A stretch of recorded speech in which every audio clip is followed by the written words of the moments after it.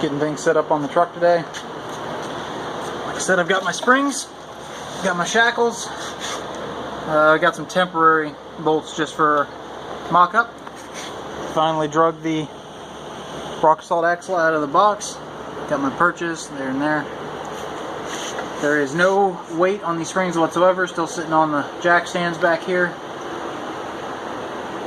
I would like to have it on these jack stands, on this axle, on these spring perches, start taking weight off the truck, weight off the jacks. I think I have enough room at the base of this to slide this assembly back, push the springs up until that fits under there, and then maybe just lift the truck up and start setting the weight down on this and just click down my jack stands a couple clicks.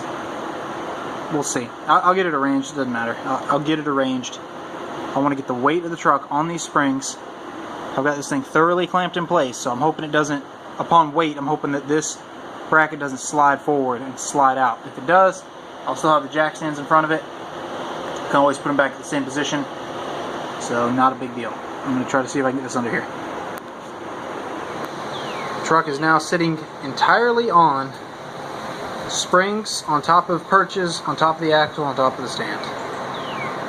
Point is, the truck is no longer on jack stands or floor jacks. Now, it's probably been an hour since the last little recording I just did, and I've done a ton of measuring and checking. Left and right is not square. I got it flush at the front of the frame, but technically this eye bolt and the one on the other side are off. They're about a quarter inch difference. That mistake did not get made when I measured them and re-drilled them. I have checked that. I think that the front crossmember is not square, at least not perfectly square on the truck. Which, you know, is based on that being flush, and then the measurement from a known point forward is different on each side. Plus, I know when I originally made a front crossmember for that to bolt my old bumper to, which is this plate here, this like big bracket. This was a stacked washer set. I mean, it's kind of ghetto, but it's a stacked washer set that I welded together. They are they're like one washer different, so I know that frame is not dead even in the front flush. One side is slightly longer, one side is slightly shorter, and I'm pretty certain that side was the short one. Short stack, meaning that's the longer frame horn. So I'm pretty confident the passenger side has a slightly longer frame horn. I intend to cut all my welds back off, which really sucks. It's kind of counterintuitive of my original intentions. I'll be welding a piece of tube across the bottom of the frame from one side to the other, probably right in front of the oil pan, right around there where my fingertip is, all the way across. That's so the frame doesn't split like I've spoken about before. I will cut all the welds off of this front cross member, take it back off, grind these welds back until they get to that stub end right there. It's about a ½ inch of distance. As well as that ½ inch distance will force my leaf spring angle back a little bit. The two sides are pretty close. Let me see if I can get you up to see them. See the one on the other side and this one? So they're very close. I have measured eye to eye along the arch from up there back, so I know the total length eye to eye. I simulated that length at maximum flatness, which is the longest the 2 points are ever going to be apart. And it should not hit the back of the bucket. The shackle should not hit the back of that bucket at full length, even if I move it back ½ inch. So that's what I intend to do. By moving it back, I'll get better shackle angle back here, which means I'll ride better. I'll get more down travel. I still won't bump in my up travel. And if I do, I can just kind of grind a little bit of clearance in the back of that bucket and it won't hurt anything. So, everything else looks really nice. I mean, the axle is clearly, you can see my center mark. Oh man, my focus today is being washy. My center mark on that tape up there, right in the center of the screen, that vertically, that is right where the center of the axle was when I originally pulled this truck apart. So you can clearly see front of the axle is over here now. I don't know how far that is. I may run a plumb line down to the floor and then measure the distance between the two. But it definitely moved forward, so I'm pretty pleased with it. Looks like it's going to have great clearance for the tire, and I like its positioning, so hopefully this will work. I'm just going to have to move this back. I feel more comfortable that way. That will move the axle a little bit closer to the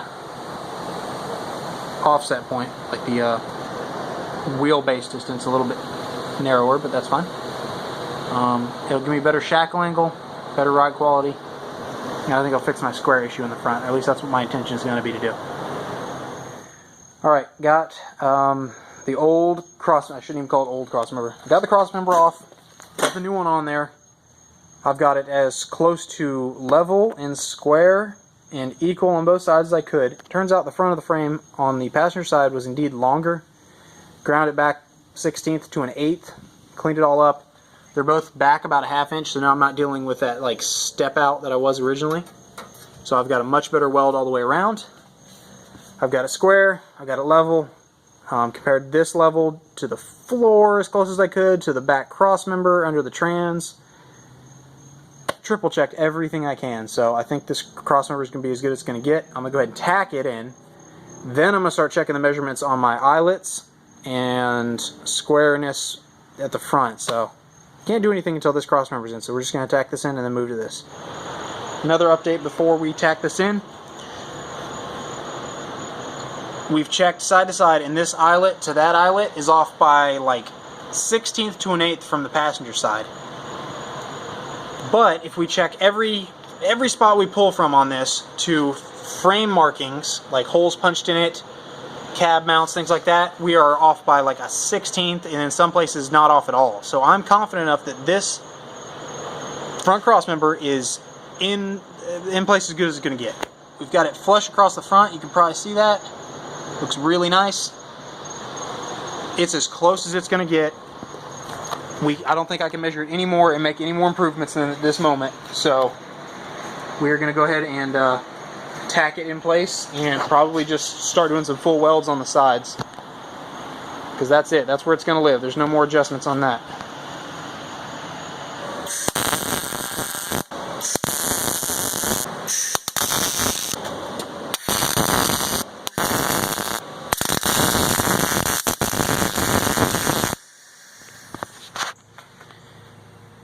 It is the next day. Try to give you an update. I filmed yesterday, but I don't know how good some of the footage was. Spent a lot of time yesterday getting this front cross member mounted, tacked in place, and then getting this lower cross member, this hanger cross member, in place, getting the two bolt eye-to-eye measurements as close as I could get. Everything's where it's going to be lay at its final place. It's everything's where it's going to be. So whatever the shackle angle ends up being now, I will run it. I'm sure I'll be pleased with it. It will be steeper than it, or not, excuse me, it'll lean farther back than it did before. It'll have more shackle angle, which will give me a little bit better ride quality. So it's where it's going to be at. I think for the day I'm going to slide this back under there, throw the leaf springs back under it, set it down on this ground under the weight of the truck on the springs, and I'm going to work on trying to set my pinion angle based on having the frame level. I will be throwing a level on the frame and then using probably my digital angle finder to, I don't know, compare that angle to the angle of the caster, which is the two holes that the knuckle bolt to. So I think that's what I'm going to try to get done today. This video is going to be full of explanation. No actual work. So, as I said, front cross member's on. Lower hanger / front cross member's on. This is a temporary one I welded on whenever I took the this one off a minute ago or earlier and moved this back. So I still got to cut a weld there, and break that off. But it was temporary, and that's fine. The point is now, this is where it's going to ride. They look pretty good. My shackle angles are very comparable. But next step is setting your caster angle. Caster angle is super important. Caster angle is how far back the tire, the axis in which it rotates. So when you steer left and right, and it steers in and out, it's got a certain amount of lean back. And ideally, from reading on all my off-road forums and reading about solid axles and tire size and how they handle and yada yada yada, people say 35s and larger, you kind of want to be in the 5 to 5.5 degree of caster, positive caster. And I'm just going to shoot for about 6. Why? Well, I still don't have the front bumper on here and 12,000 pound winch, and I might go with another battery, and all those things can weigh the front down. If it does, I have a feeling it'll roll that caster back towards negative. So anyhow, shooting for 6. Now the important thing here is that, let's say I'm holding this fairly level so you can see it's got some lean back. If I turn this on, my angle finder, it says 6 degrees up on that side. So it is rolled back on this side in this rotation, and that's good. But the important part is that this 6 is in relation to the levelness of the frame, and that's flat through there. Now it's not level to the earth. It's not. If you threw a level on it, it says that this end is high and that end down there is low, and that's fine. The difference is that you just have to put the level on it there, zero it out, and then compare it to this. This is leaned back by 6 degrees compared to that frame. And if I take this off of here, I should be able to prove that.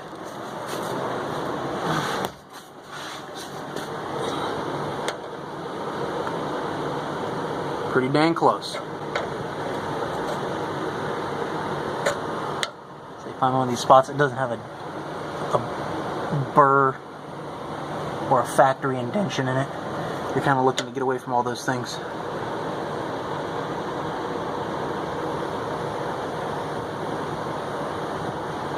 I mean, that's pretty close. 0.2. Go over here. 0.2. So that means I'm probably about 5.8 degrees, which is a little lower than my stated 6 a second ago, but it's not a bad amount. Ooh, I can't trust that. That's too big a number. Oh yeah, I'm rubbling. I'm walking on something. The point is, there you go. See what I'm saying? You got to get it close, and I can confirm that's pretty close. I've checked in a few spots. Now on the passenger side,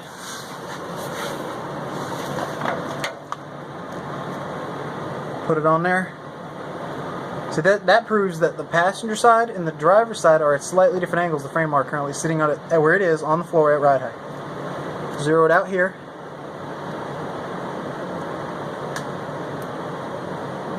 And then take this angle finder, and I've been setting it in this flat portion of the bucket. Oh, no, excuse me, bucket. I've just been talking about these dang shackles things so much I can't stop thinking about it. Check this one.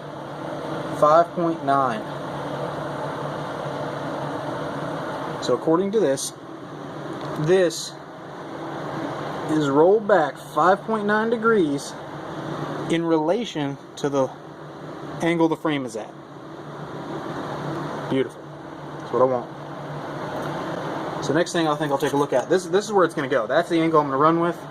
I will put some very heavy marks with a Sharpie. I'll probably do a scribe line, just something to mark its angle before I take this all out. Then I can set it back up on the bench, get it right in the same spot, and I'll compare left and right. But we'll get to that in a minute.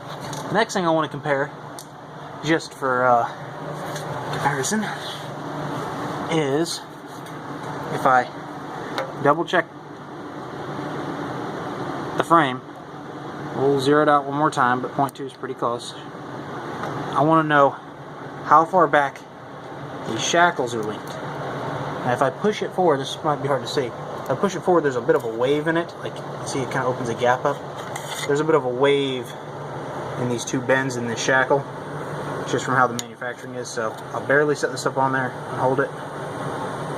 Got about 70.4 degrees of lean back on this side. Now on the driver's side,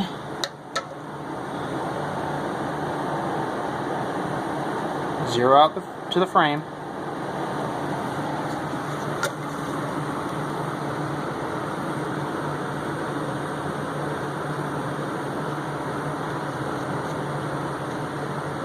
Says it's about 67, so yeah, a little less. Instead of 70.4, 67.7. So what is that, like 2.4? That's probably wrong. 2.3 off. That's not bad. That's my math's probably wrong. 3 gets you there. Minus 3. Yeah, 3.3 degrees off, left to right. I don't think I can get it any closer than that. Like I said, one of these is manufactured left and right. This one has slightly more arch to accommodate for a driver, and gas tank are both on the same side. That's fine. The last thing that's worth mentioning, on this axle, if you run an axle, a rock assault axle from Trail Gear, important note is that the center line of this tube that the axle shaft runs through is not in the center line of the knuckle.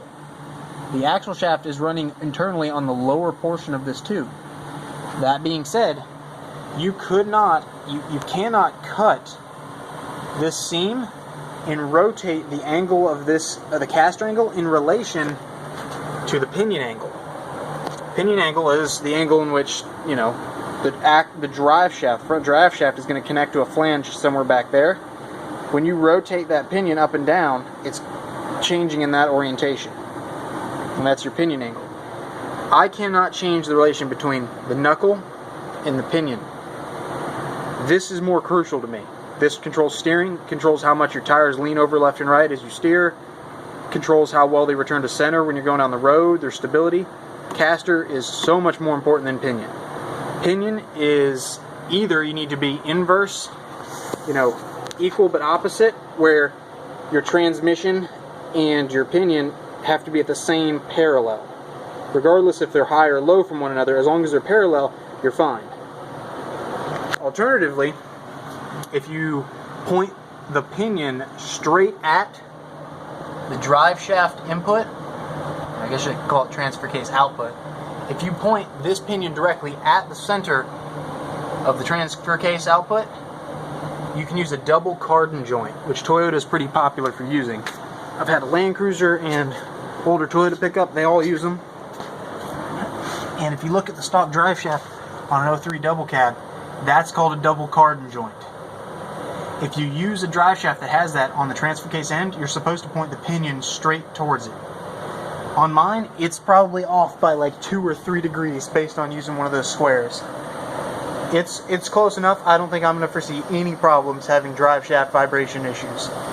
I might get some, very little, but the point is, don't be driving all the time on the street with four-wheel drive engaged. Muddy, rocky road, no big deal. Don't be driving on the interstate four-wheel drive. And I was checking that relation, throwing a square up here, and eyeballing roughly where it's sort of pointing. Granted, now that's, you know, if we put it up high, it's going to look like it's hitting higher. Put it low, it's going to look like it's hitting lower. But the angle seems to be pointing pretty closely to the output. So enough of me talking. That's the axle. That's where it's going to sit. That's how much rollback it's going to have. That's how much caster angle I'm going to give it. Mark this side thoroughly, that side thoroughly. I'm going to pull this thing out and get it on the bench. Move the axle over here on top of the stands. Set up the driver's side perch and the passenger side perch as close as I could to my markings I left for myself. Got that one tacked in place. Got it as close to my marks as possible. Everything looked good. Tacked it in place.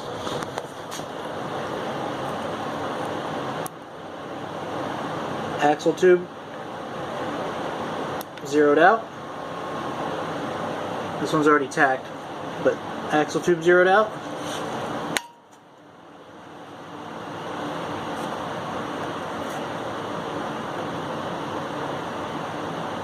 Close enough for me.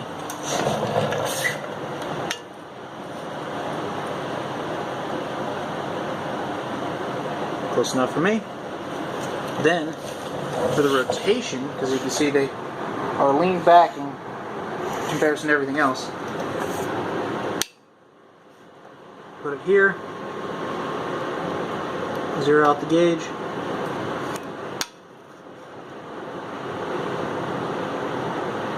$13.8.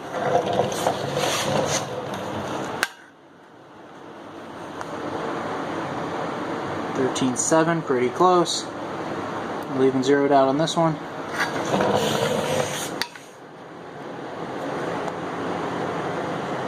0.0. Close enough. There's, of course, probably a little bit of fluctuation in this, plus or minus 0.1 of a degree, but dang, that's close enough for what I'm doing. So I've got these where I want them. I may go ahead and throw it into the truck one more time. I'm not sure. Jeez, I never know what to say. But I think they're where they're going to be. I may throw them into the truck one more time and check them. Checked it one more time with only the tack welds. Still come out at about, honestly, about 6.8 degrees of rollback from the cab or from the frame. I think it's a little higher than I was shooting for, around 6, but I'd rather it be more aggressive than less. And like I said, the front of the truck could still settle quite a bit, and I still haven't put the bumper or the winch on the front, so I still think it's going to stay where it is. It's close enough for me. The two sides are equal. Have them pull it back out. We're going to weld that thing up, and that'll be it for the pinion mounts. And that's a huge step, because those are probably one of the hotter welds I got to do on this thing. I still have to do shock mount somewhere up here. This is a really big piece. It'll absorb heat really well. Possibly some bump stops for the steering, you know, where they bump into it. And then I kept the sway bar mounts on the cab, on the frame. I keep saying cab. I kept the sway bar mounts. So I'm going to get the original sway bar and see if I can utilize it and have it come over here, and then a link between the two. That'll make a leaf spring truck a lot better, you know, more stable, especially at highway speeds, less body roll and stuff. So I really want to retain that if I could. That'd be nice. Taking this out. Let's weld her up.